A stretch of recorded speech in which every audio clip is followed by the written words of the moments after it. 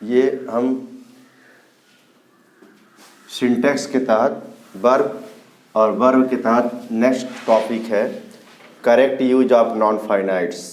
Non finites के बारे में इसके पीछे भी हम बता चुके हैं, जो वर्ब के चार्ट बनवाए थे उसमें था। नॉन फाइनाइट्स वे क्रियाएं होती हैं कि जिनका निर्माण क्रिया से ही होता है, लेकिन वे अपने कर्ता के अनुसार कभी नहीं आती हैं और वर्ब का भी काम बहुत कम करती हैं। वे तीन होती हैं, जिरंड, पार्टिसिपल और इन्फिनिटिव। जिरंड का निर्माण क्रिया के प्रथम रूप में आईएनजी लगाने से होता है, जैसे गो प्लस आईएनजी, गोइंग। हिंदी करते समय इसके अंत में शाब्दिक में ना ने नी आता है और प्रायः नाउन का काम करता है। पार्टिसिपल होता है, ये वर्ब में आईएनजी लगाने से ही बनता है, या फिर वर्ब की थर्ड फॉर्म होता है, और या फिर हैविंग प्लस वर्ब का थर्ड फॉर्म होता है। ये पार्टिसिपल का निर्माण करता है और इसको प्रेजेंट पार्टिसिपल कहते हैं, ठीक है। इसको पास्ट पार्टिसिपल कहते हैं और इसको परफेक्ट पार्टिसिपल कहते हैं। अगला है इन्फिनिटिव। ये क्रिया में फर्स्ट फॉर्म के पहले टू लगा देते हैं तो इन्फिनिटिव का निर्माण होता है और इसके अंत में ना ने नी आता है। ये हैं हमारे तीन नॉन फाइनाइट्स, जिरंड, पार्टिसिपल और इन्फिनिटिव। अब इनके विस्तृत नियम को जाना जाएगा कि जिरंड या पार्टिसिपल या इन्फिनिटिव कैसे यूज होते हैं और कहाँ इनके यूज करने चाहिए।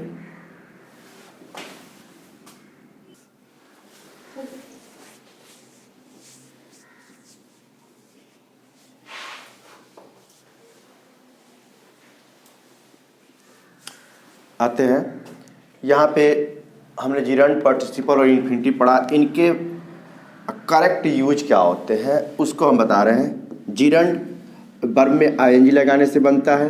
यहाँ पे बता दिया गया है कि ये ना ने नी लाता है अंत में।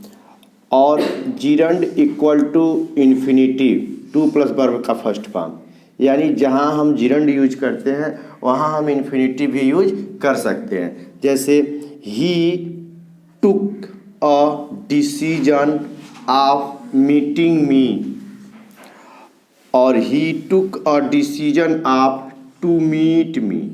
देखिए यहाँ पे मीटिंग और यहाँ पे मीट एक दूसरे के जगह पे हम रिप्लेस कर सकते हैं। इसके जगह पे हम इसको रख सकते हैं और इसके जगह पे हम इसको रख सकते हैं।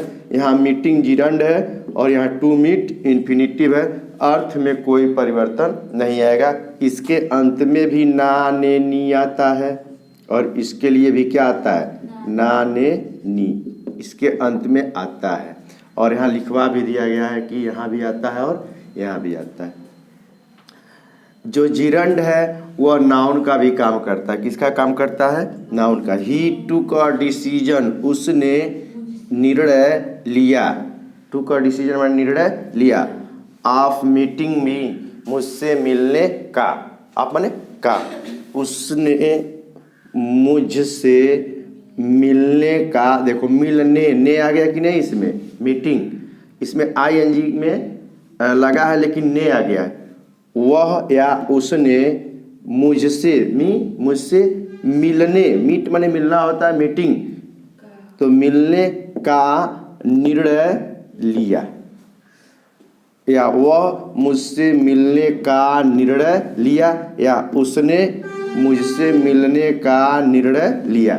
अब यहाँ देखिए, he took a decision of to meet me, तो ही वह, मी मुझसे, टू मीट मिलना, देख लो, तो वह मुझसे मिलने का डिसीजन लिया।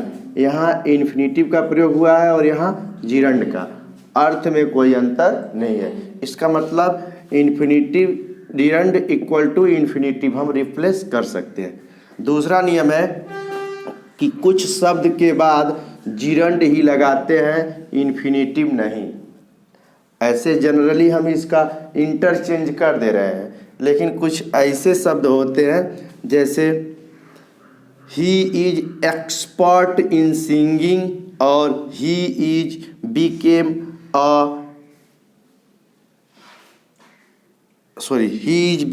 एडिक्टेड। एक्सपर्ट और एडिक्टेड दो शब्द यहाँ आए हैं।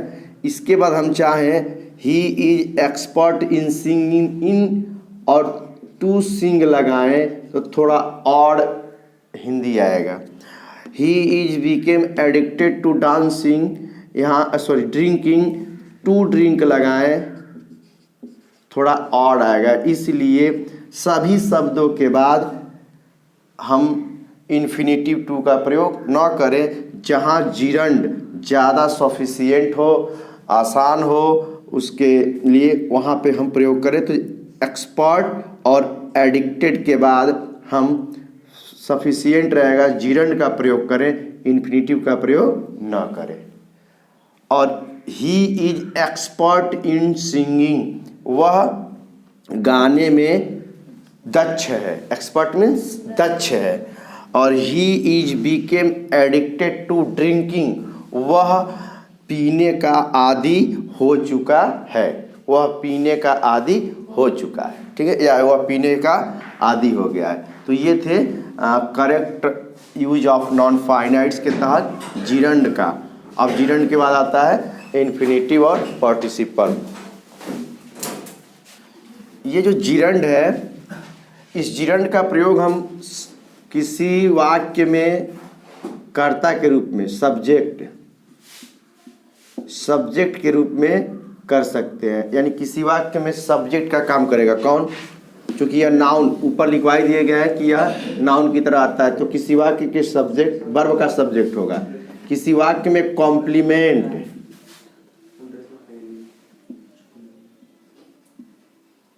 कॉम्प्लीमेंट का भी काम करेगा जिरंड।